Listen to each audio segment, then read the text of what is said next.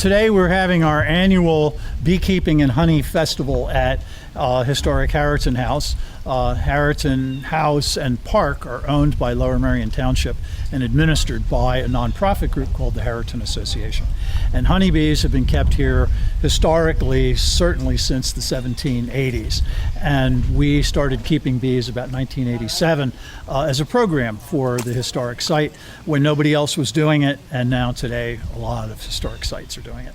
So they fill these cells with honey, and then they put a skin over it like a wax capping. And the way we extract the honey is we take this heated knife, or unheated, ask 3 beekeepers, get 4 answers, and we scrape the capping off on both sides, and then we put that into the extractor and we spin it out. Today we extracted some honey and let all the kids lick their sticky fingers, and we did the presentation. Some of the folks went down to the beehives and saw it. We sold some honey on site, and we had tours of the historic house, and we had cheese that you could dip in honey, and we had apples that you could dip in honey, and we had lemonade that you could mix with honey, and blueberries and yogurt that you could mix with honey. So there was a lot going on. How did you get started involved with beekeeping? Oh, mainly when I bought my house, and it's like you never see bees in the clover anymore, and I used to like seeing them as a child, so I thought it might be a good idea to start it up. And I was unemployed for 7 months, and I thought that would be a good time to start.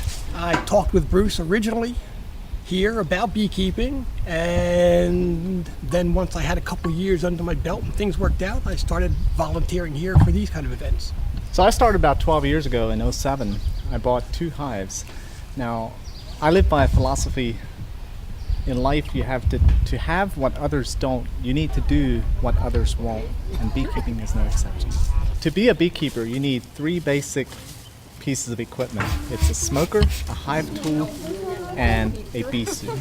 Without my hive tool, I'm like a carpenter without a hammer. There are many local pollinators, bugs, flies, spiders, bumblebees, native pollinators. But the honeybee is a social insect, and there are thousands of them in a colony. And they're able to industrially pollinate our food supply, where the native pollinators are not able to do that. Beekeeping is not for the faint-hearted, okay? It takes a lot of grit. But like everything else, it's a hobby for most of us, and you need to buy a hive of bees, and the bees will obviously feed themselves, and if you're lucky, you can actually take some of the honey.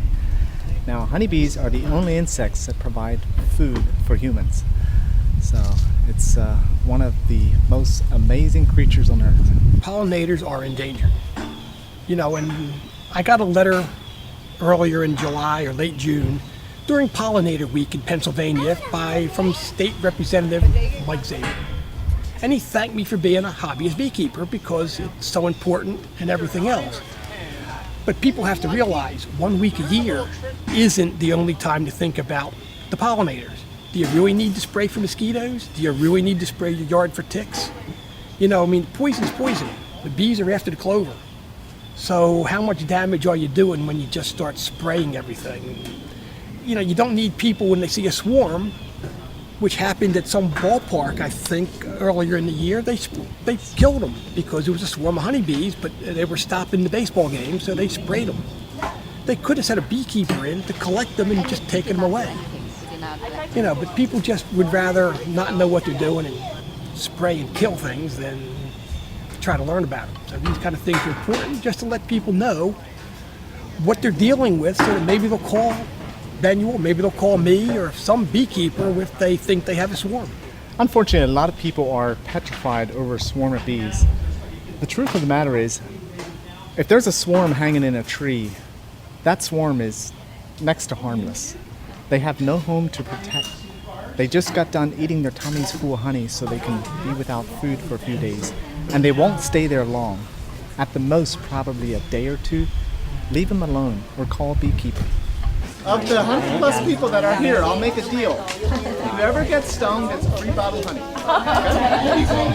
Okay? Our audience changes every year. When we first did this event, back in the early 1990s. My brothers and my father and my board of directors all came. They were polite, came to the first day. After 2 or 3 years, they had all seen it, and the audience dwindled down.